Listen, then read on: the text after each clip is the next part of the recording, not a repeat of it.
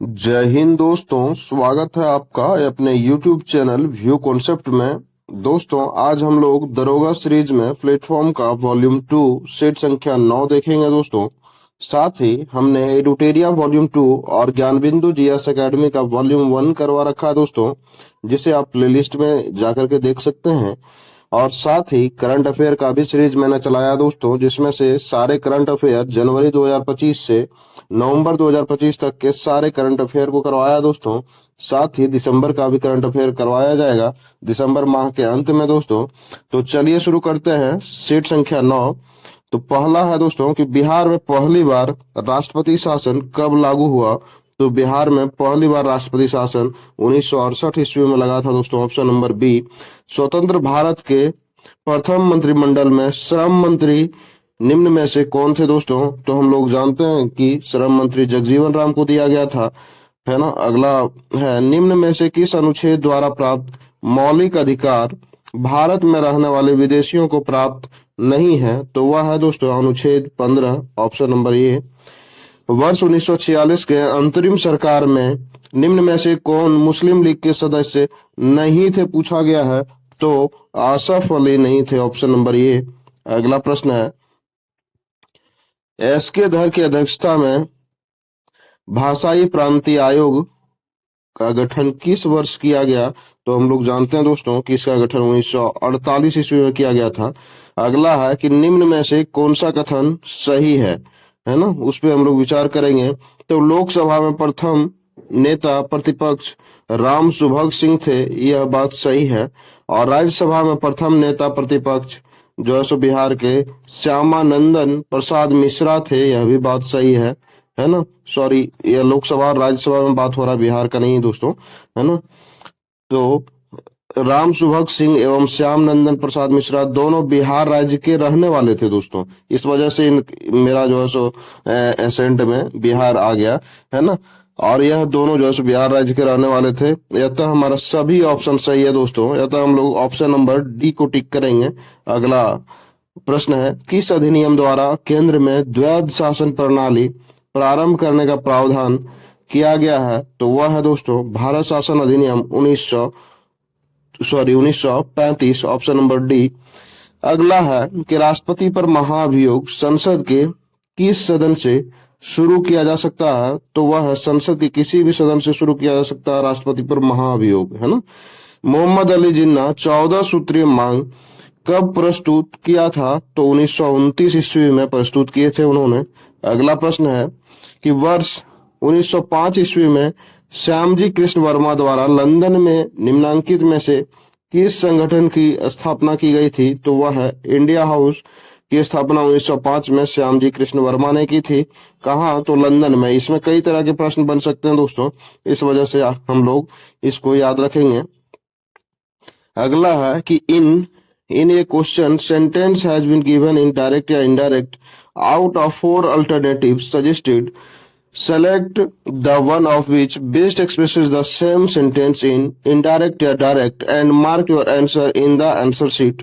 तो हम लोग देखते हैं दोस्तों। तो इसमें लिखा है I said to her all your faults will be pardoned if you confess them, है ना। तो इसको हम लोग इनडायरेक्ट स्पीच में जो है सो कैसे बदलेंगे या फिर डायरेक्ट स्पीच में कैसे बदलते हैं, तो देखते हैं इसमें, है ना।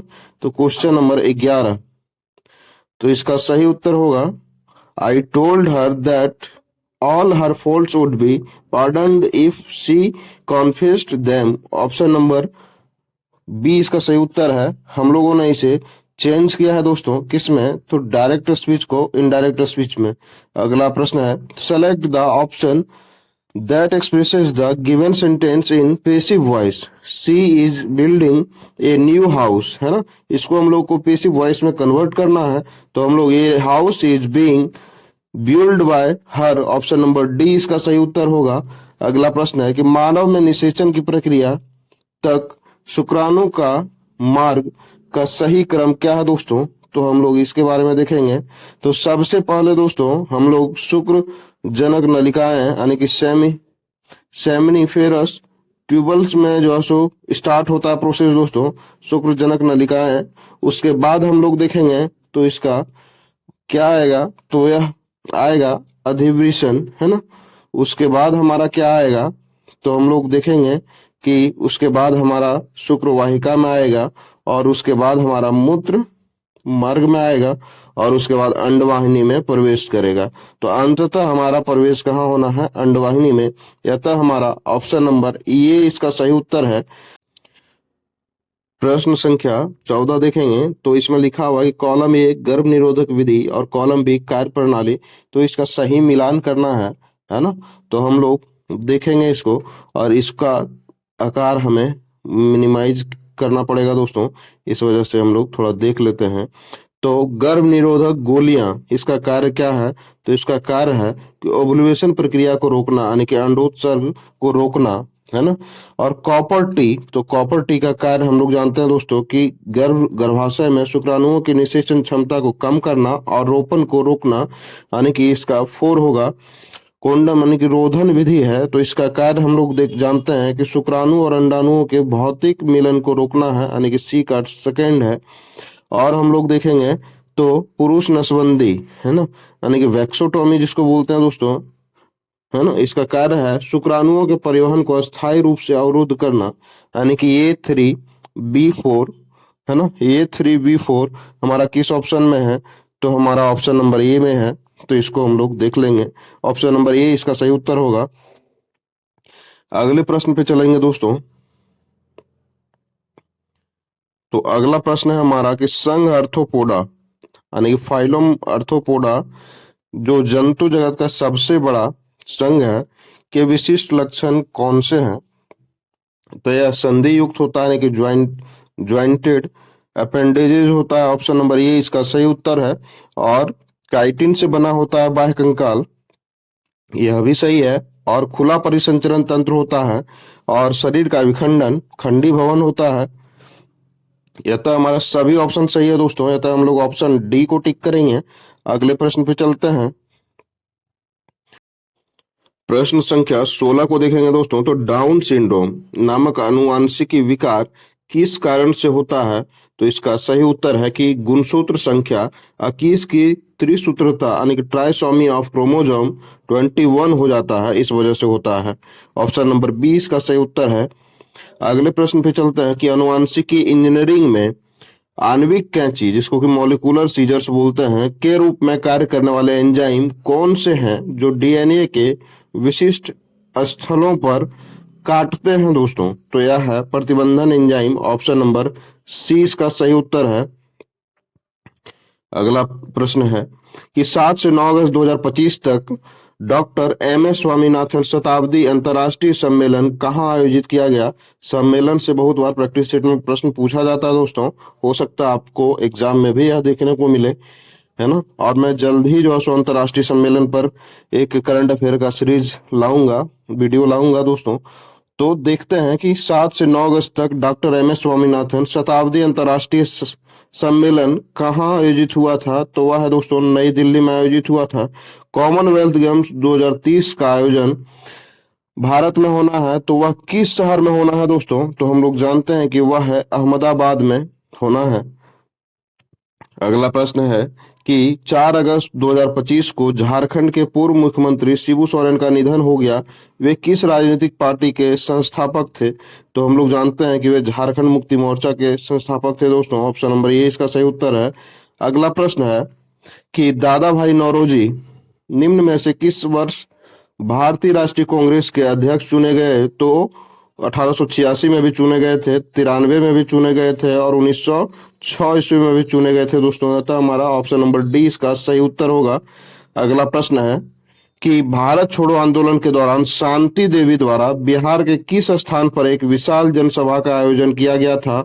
तो वह स्थान है दोस्तों छपरा में आयोजन किया गया था। अगला प्रश्न है सिकंदर महान अलेक्जेंडर द ग्रेट का असली नाम क्या था। तो अलेक्जेंडर तृतीय था, ऑप्शन नंबर सी।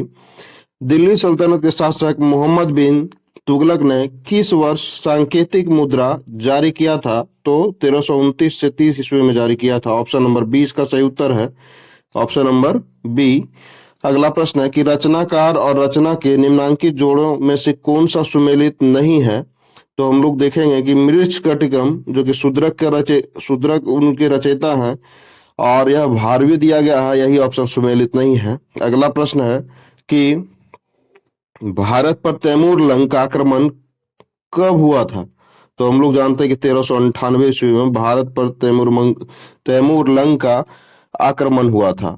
अगला प्रश्न पे चलते हैं दोस्तों, प्रश्न संख्या 27 है ना। तो प्रश्न संख्या 27 है कि इंग्लैंड के शासक चार्ल्स प्रथम को फांसी कब दी गई? तो 30 जनवरी 1649 ईस्वी को इंग्लैंड के शासक चार्ल्स प्रथम को फांसी दिया गया था। अगला है जो है सो अभिलेख दिया गया है और शासक है उसको सुमेलित करना है दोस्तों। तो अभिलेख और शासक को देखते हैं, सुमेलित करते हैं उसको।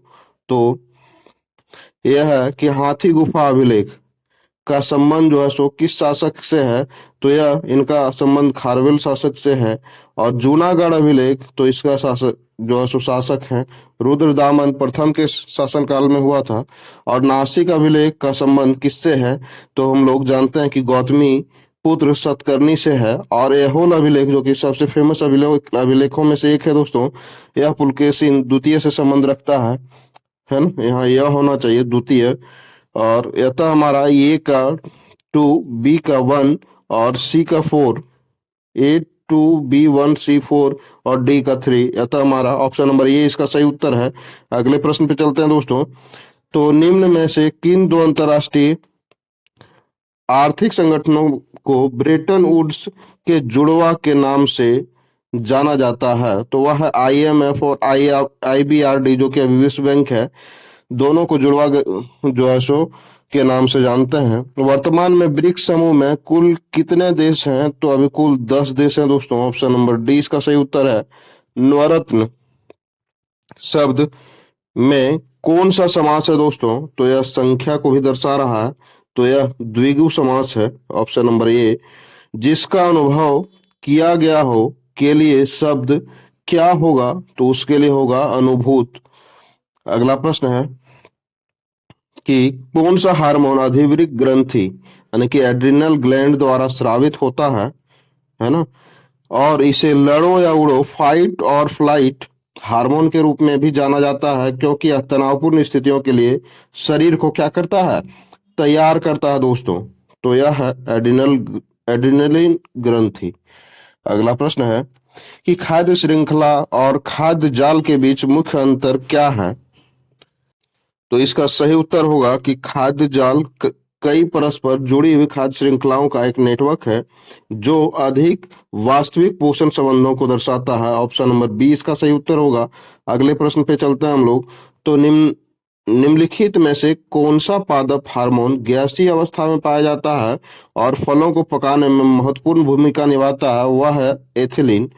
अगले प्रश्न पे चलते हैं। तो इसमें से निम्नलिखित अम्लों को उनकी अम्लीय शक्ति है ना, एसिडिक स्ट्रेंथ के घटते हुए क्रम में व्यवस्थित करना है ना, घटते हुए क्रम में व्यवस्थित करना है दोस्तों। तो इसमें से सबसे ज्यादा जो है सो प्रबल जो है सो अम्ल है कौन सा? सल्फ्यूरिक अम्ल एक। दूसरा में है दोस्तों हाइड्रोक्लोरिक अम्ल, है ना। तीसरे में हम लोग जाएंगे, तीसरा में है एसिटिक अम्ल और चौथा हमारा है कार्बोनिक अम्ल दोस्तों। यही इसका जो है सो बढ़ते हुए क्रम में हम लोग देखेंगे। तो इसका 3, 1, 2, 4 है ना, 3, 1, 2, 4 ऑप्शन नंबर ये इसका सही उत्तर होगा। अगले प्रश्न पे चलते हैं, प्रश्न संख्या 37।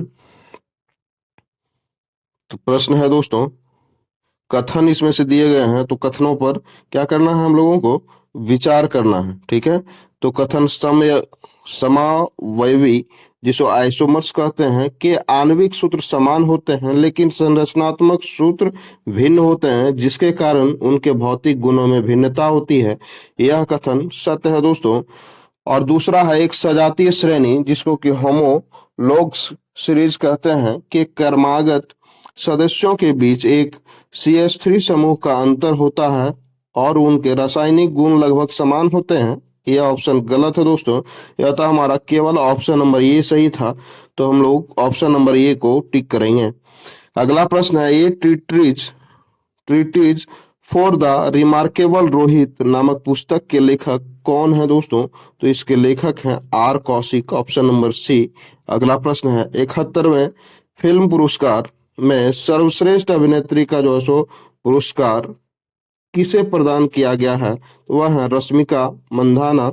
सॉरी दोस्तों, रश्मिका मंदाना नहीं है, वह रानी मुखर्जी को दिया गया है सर्वश्रेष्ठ अभिनेत्री का पुरस्कार। अगला प्रश्न है, एसएसबी के नए महानिदेशक किसे नियुक्त किया गया है?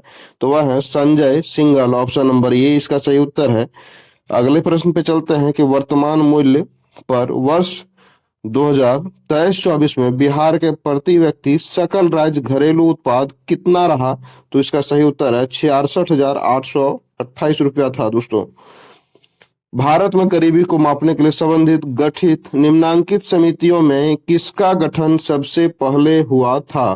तो डॉक्टर वाई के आलग समिति का गठन जो है सबसे पहले हुआ था दोस्तों। ऑप्शन नंबर डी इसका सही उत्तर है। अगले प्रश्न पे चलते हैं, अंत्योदय अन्न योजना जो है सो कब शुरू की गई थी? तो यह 25 दिसंबर 2000 ईस्वी को शुरू किया गया था। ऑप्शन नंबर ए। भारत में निर्धनता आकलन के लिए डॉक्टर अरविंद पनगड़िया की अध्यक्षता में एक कार्यदल का गठन किस वर्ष किया गया था? तो 2015 में। Option number C.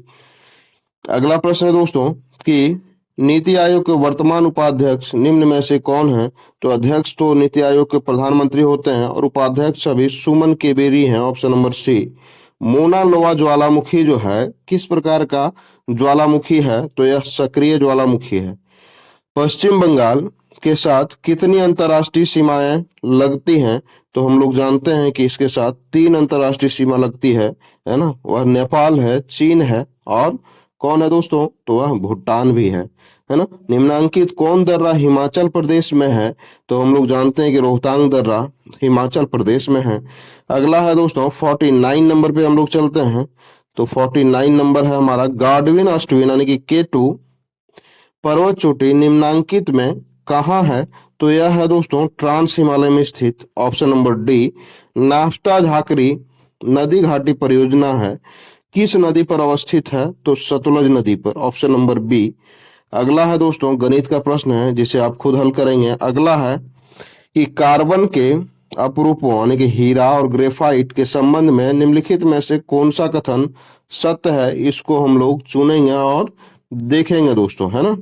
अगला प्रश्न है कि ग्रेफाइट में प्रत्येक कार्बन परमाणु 3 अन्य कार्बन परमाणुओं से जुड़कर एक षटकोणीय व्यूह यानी कि हेक्सागोनल एरी बनाता है। यह बात सही है। हीरा एक विद्युत सुचालक होता है जबकि ग्रेफाइट कुचालक होता है।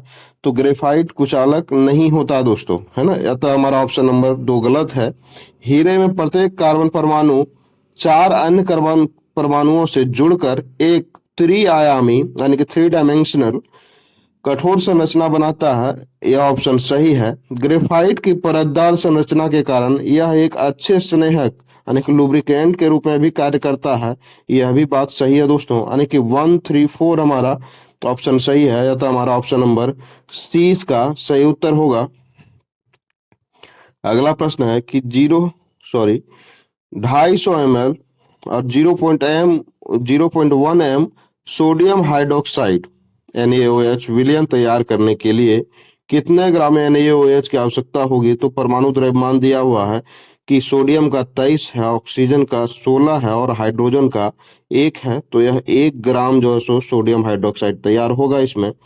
अगला प्रश्न है कि जब एक इथिल एसीटेट CH3COO C2H5 को सोडियम हाइड्रोक्साइड विलयन के साथ गर्म किया जाता है तो उत्पाद क्या बनते हैं? तो सोडियम एसीटेट बनेगा और एथेनॉल बनेगा। ऑप्शन नंबर सी इसका सही उत्तर है। अगला प्रश्न है निम्नलिखित तत्वों में से किसकी प्रथम आयनन ऊर्जा यानी कि फर्स्ट आयनाइजेशन एनर्जी का मान सर्वाधिक होता है? तो वह है सिलिकॉन। Option number D. अगला प्रश्न है कि निम्नलिखित में से किस लवण का जलीय विलयन क्षारीय यानी कि बेसिक प्रकृति का होता है? तो वह है दोस्तों सोडियम एसीटेट CH3COONA इसका रासायनिक सूत्र है। अगला प्रश्न है कि भारत सरकार ने समग्र शिक्षा अभियान के तहत देश में कितने लाख स्मार्ट कक्षाओं को मंजूरी दी है? वह है 1.46 लाख। ऑप्शन नंबर ए। अगले प्रश्न पे चलते हैं दोस्तों। अगला प्रश्न है हमारा 59। तो 59 है दोस्तों कि भारत में भारत किस वर्ष के एआई इम्पैक्ट शिखर सम्मेलन की मेजबानी करेगा? तो हम लोग जानते हैं वह 2026, ऑप्शन नंबर ए। अगले प्रश्न पे चलते हैं कि विश्व खाद्य दिवस 2025 के बारे में निम्नलिखित में से कथनों पर विचार करना। विश्व खाद्य दिवस 2025 के बारे में, है ना? तो इसमें विश्व खाद्य दिवस हर वर्ष 16 अक्टूबर को मनाया जाता है ना? यह बात सही है। और विश्व खाद्य दिवस 2025 का थीम क्या है दोस्तों? स्वस्थ ग्रह के लिए सतत खाद्य प्रणालियां।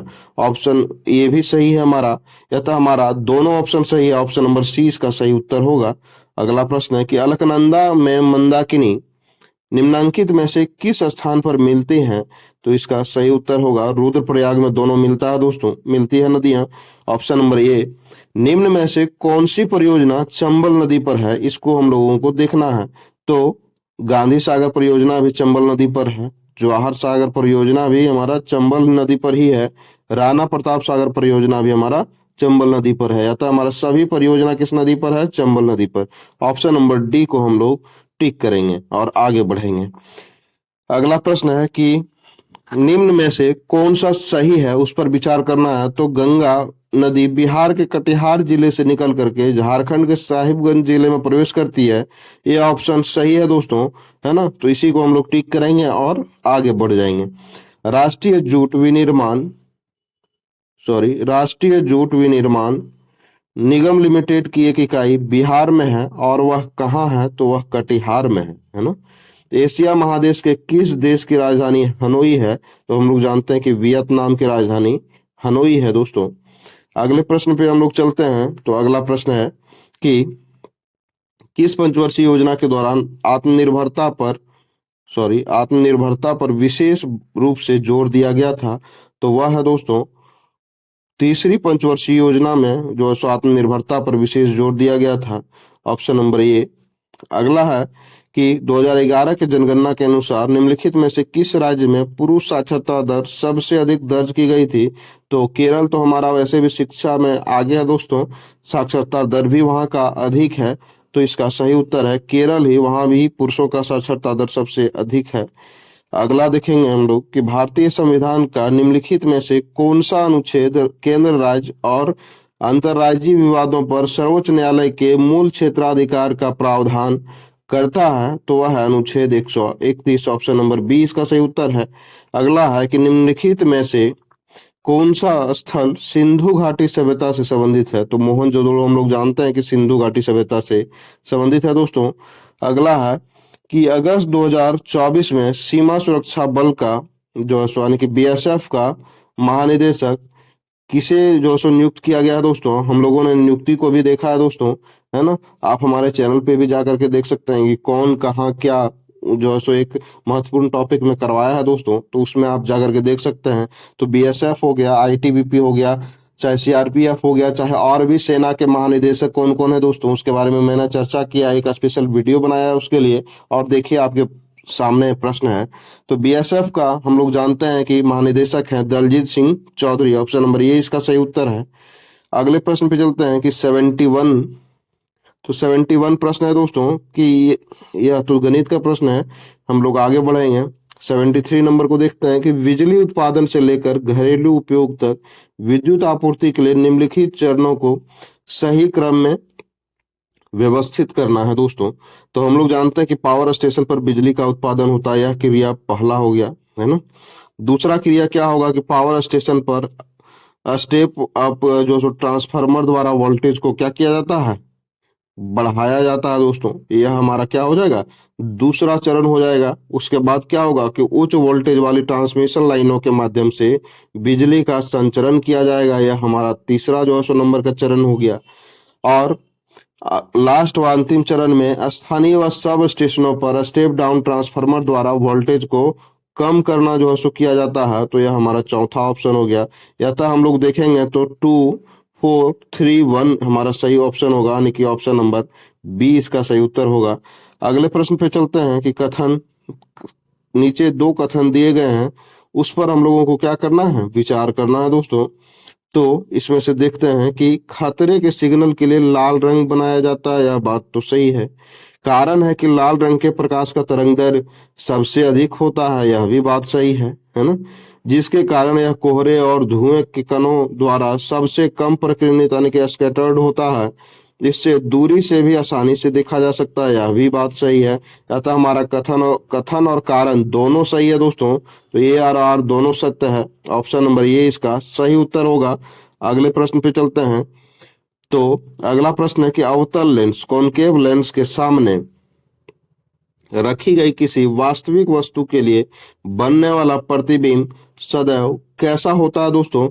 तो आभासी होता है, सीधा होता है, वस्तु से क्या होता है, छोटा होता है, और प्रकाशीय केंद्र और फोकस के बीच अवस्थित होता है दोस्तों, है ना। अतः हमारा सभी ऑप्शन सही है। ऑप्शन नंबर डी को हम लोग टिक करेंगे। अगला प्रश्न है कि 500 ग्राम पानी का तापमान 20 डिग्री सेल्सियस और 100 डिग्री सेल्सियस तक बढ़ाने के लिए कितनी ऊष्मा ऊर्जा की आवश्यकता होगी? पानी की विशिष्ट ऊष्मा धारिता कितना दिया हुआ? 4200 जूल पर केजी सेल्सियस है ना। तो इसका कितना होगा? तो हम लोग जानते हैं कि 1,68,000 जूल होगा। Option number D. अगले प्रश्न पे चलते हैं कि एक विद्युत जनरेटर इलेक्ट्रिक जनरेटर किस सिद्धांत पर कार्य करता है? तो हम लोग इसके बारे में जानते हैं दोस्तों कि यह विद्युत चुम्बकीय प्रेरण प्रेरण यानी कि जिसे हम लोग कहते हैं electromagnetic induction. Option number option number C इसका सही उत्तर होगा। अगला प्रश्न है कि 25 जुलाई 2025 को इग्नू की पहली महिला कुलपति, पहली महिला है दोस्तों, इस वजह से एग्जाम में भी यह महत्वपूर्ण बन जाता है। तो पहली महिला कुलपति कौन बनी है? तो उमा कांजीलाल बनी है। ऑप्शन नंबर सी इसका सही उत्तर है।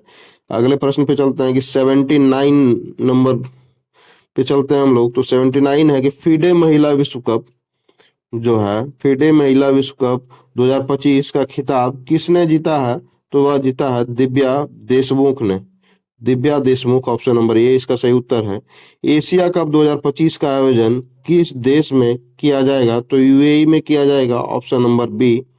भारत छोड़ो आंदोलन के दौरान खुफिया रेडियो किसने प्रारंभ किया था? तो वह थे Usha Mehta. Option number B. अगला प्रश्न है कि संथाल विद्रोह के नेता जो है सो कौन थे? तो हम लोग जानते हैं कि संथाल विद्रोह के नेता थे सिद्धू और कान्हू। ऑप्शन नंबर सी इसका सही उत्तर है। झांसी की रानी लक्ष्मीबाई की मृत्यु कहाँ पर हो गई थी? तो ग्वालियर में हुआ था उनकी मृत्यु। अगला है पुस्तक इंडिया डिवाइडेड किसने लिखी है? तो यह बहुत ही फेमस पुस्तक है दोस्तों, राजेंद्र प्रसाद का। ऑप्शन नंबर ए इसका सही उत्तर होगा। पूर्व गुप्त काल में शीशे के सिक्के की एक बड़ी संख्या में जारी की गई थी, तो सातवाहनों के द्वारा जारी किया गया था। ऑप्शन नंबर ए इसका सही उत्तर होगा। अगला प्रश्न है कि निम्नलिखित राज्यों में से किस में तांबा जो है सो का सबसे बड़ा भंडार है? तो राजस्थान में तांबा का सबसे बड़ा भंडार है। अगले पे हम लोग चलते हैं दोस्तों। तो अगला है कि शेरशाह का मकबरा कहाँ अवस्थित है? सॉरी, लग रहा है कि हम लोग एक प्रश्न मिस किए हैं शायद दोस्तों। तो हाँ, एक प्रश्न मिस था हमारा। यहाँ तक तांबा का का सबसे बड़ा भंडार तक देख चुके थे। अगला है कि निम्नलिखित में से कौन सा वस्त्र उद्योग का केंद्र है? तो वह है Bhilwara. Option number B. Shershah का मकबरा कहाँ अवस्थित है? तो यह सासाराम में अवस्थित है, जो कि बिहार में है दोस्तों, बिहार का एक जिला है। अगला प्रश्न है सूची 1 और 2 को सुमेलित करना है। तो इसमें आयोग दिया हुआ है और उसका कार्य प्रणाली पे हम लोग देखेंगे, है ना। तो सरकारिया आयोग जिसका कि क्या कार्य था? तो केंद्र राज्य से के संबंध से संबंधित था। अगला है श्री रंगराजन समिति, इसने गरीबी की माप की कार्य प्रणाली की समीक्षा करने के लिए बनाई गई थी, श्री रंगराजन समिति। पारेख समिति जो कि इंफ्रास्ट्रक्चर फाइनेंसिंग के लिए बनाया गया था, और नरसिम्हम समिति जो कि बैंकिंग सुधार क्षेत्र के लिए बनाया गया था। ऑप्शन नंबर ये इसका सही उत्तर होगा। अगले प्रश्न पे चलते हैं कि चोल वंश का संस्थापक कौन है? तो चोल वंश का संस्थापक विजयालय है दोस्तों। ऑप्शन नंबर ये इसका सही उत्तर है। अगला प्रश्न है कि गणित का है, तो हम लोग 92 नंबर ऑफ क्वेश्चन में चलेंगे। तो 92 है, गणित का है दोस्तों। और ये है 93 को देखते हैं कि एक क्रेन 2000 केजी के भार को 1 मिनट में 15 मीटर की ऊर्ध्वाधर ऊंचाई तक उठाती है। क्रेन की शक्ति की गणना करना है। जी बराबर दिया हुआ है कि 10 मीटर पर सेकेंड स्क्वायर ले सकते हैं। तो इसका सही उत्तर होगा दोस्तों 5000 वाट, ऑप्शन नंबर सी। अगले प्रश्न पे चलते हैं कि एक व्यक्ति के पास की वस्तुओं को स्पष्ट रूप से नहीं देख पाता है, लेकिन दूर की वस्तुओं को स्पष्ट रूप से देख सकता है।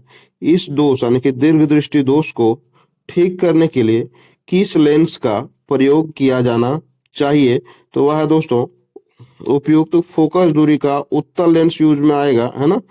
दीर्घ दृष्टि दोष में उत्तल लेंस, और नजदीक वाले में दिक्कत है यदि यानी कि निकट दृष्टि दोष है दोस्तों, तो हम लोग उत्तल लेंस से उसको सही करते हैं, है ना।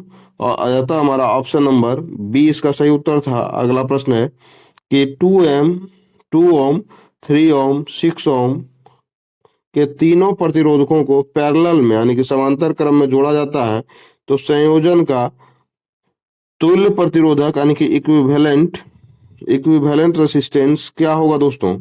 ठीक है, तो हम लोग देखते हैं। तो इसको हम लोग कैसे जोड़ते हैं दोस्तों कि 1/R बराबर होता है 1/R1 plus 1/R2 plus 1/R3, है ना, R3। तो इस क्रम में हम लोग पुट करेंगे तो इसका सही आंसर आएगा ऑप्शन नंबर बी, 1 ओम आएगा, है ना। आप रख करके भी देख सकते हैं। अगला प्रश्न है कि प्राथमिक अनुक्रमण यानी कि प्राइमरी सक्सेशन के दौरान एक बंजर भूमि पर सबसे पहले बरसने वाली अग्रगामी जीवों, है ना, जैसे लाइकेन की क्या विशेषता होती है? तो हम लोग जानते हैं कि वे अत्यधिक तापमान और सूखे जैसी चरम पर्यावरणीय परिस्थितियों को सहन कर सकते हैं, इस वजह से वह उग जाते हैं दोस्तों, जैसे कि लाइकेन। अगला है कि जब वैज्ञानिक और इंजीनियर किसी समस्या को हल करने के लिए प्रकृति से मॉडल, सिस्टम और प्रक्रियाओं से प्रेरणा लेते हैं, तो इस दृष्टिकोण को क्या कहा जाता है? तो इसे बायोमिमिक्री कहते हैं दोस्तों, option number B. Henley passport index जो कि जिसमें सिंगापुर टॉप पर है दोस्तों, है ना। तो भारत की रैंकिंग इसमें से पूछा गया है, तो भारत की रैंकिंग है 85 यानी कि 85वां रैंक है दोस्तों। अगले प्रश्न पे हम लोग चलते हैं। अगले प्रश्न पे चलते हैं दोस्तों। तो एफडीआई, जिसको कि हम लोग क्या बोलते हैं, अंतरराष्ट्रीय शतरंज महासंघ विश्व कप 2025 का मेजबानी कौन सा देश करेगा? तो इसका मेजबानी भारत करेगा दोस्तों, ऑप्शन नंबर बी। अगला प्रश्न है कि 21 जुलाई 2025 को भारत के उपराष्ट्रपति जगदीप धनखड़ ने भारतीय संविधान के किस अनुच्छेद के तहत राष्ट्रपति द्रौपदी मुर्मू को त्याग पत्र सौंपे हैं? तो वह है अनुच्छेद 67A के तहत दोस्तों, ऑप्शन नंबर डी। आपका प्रश्न यहीं पर समाप्त होता है दोस्तों। हमारे चैनल से जुड़ने के लिए, हमारे वीडियो को देखने के लिए तहे दिल से धन्यवाद। आपका दिन शुभ हो, इसी शुभकामनाओं के साथ कि आप सफलता के हर उस सीढ़ी को प्रत्येक दिन चढ़ें और आप अपने सफलता के मार्ग को प्रशस्त करें दोस्तों, और अपने लक्ष्य को जल्द ही हासिल करें। यही शुभकामना है हमारी। धन्यवाद।